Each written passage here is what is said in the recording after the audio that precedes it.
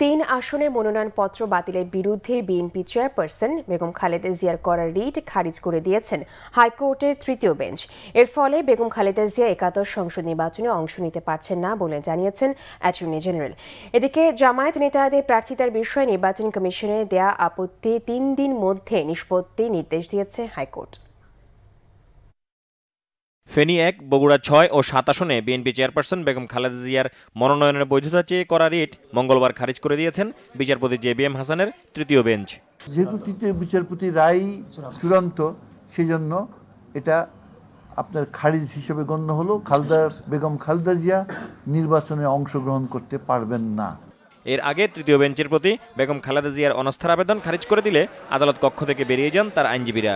আমরা তার প্রতি অনাস্থা জ্ঞাপন করে আমাদের কোনো আইনজীবী সেখানে উপস্থিত থাকে নাই। একতরফাভাবে তিনি আজকের আদেশ দিয়েছেন এবং তিনি ডিসপোজ করে দিয়েছেন। আমাদের শোনার কোনো সুযোগও তিনি দেন নাই এবং প্রধান বিচারপতির কাছেও প্রেরণ করেন নাই, যেটা তার উচিত ছিল। জামায়াতে ইসলামীর ২২ নেতার প্রার্থিতা বাতিলের বিষয়টি ৩ কার্যদিবসের মধ্যে নিষ্পত্তি করতে নির্বাচন কমিশনকে নির্দেশ দিয়েছে হাইকোর্ট।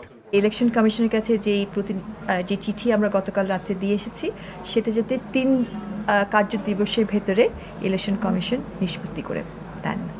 এদিকে নোয়াখালী ১ আসনের প্রার্থী ও সুপ্রিম কোর্ট আইনজীবী সমিতির সম্পাদক ব্যারিস্টার মাহবুদ্দিন খোকনের উপর হামলার ঘটনায় সোনাইমুড়ি থানার ওসিকে প্রত্যাহারের বিষয়টি ৪৮ ঘন্টার মধ্যে নিষ্পত্তির নির্দেশ দিয়েছে হাইকোর্ট। ৪৮ ঘন্টার মধ্যে ডিসপোজ করার জন্য।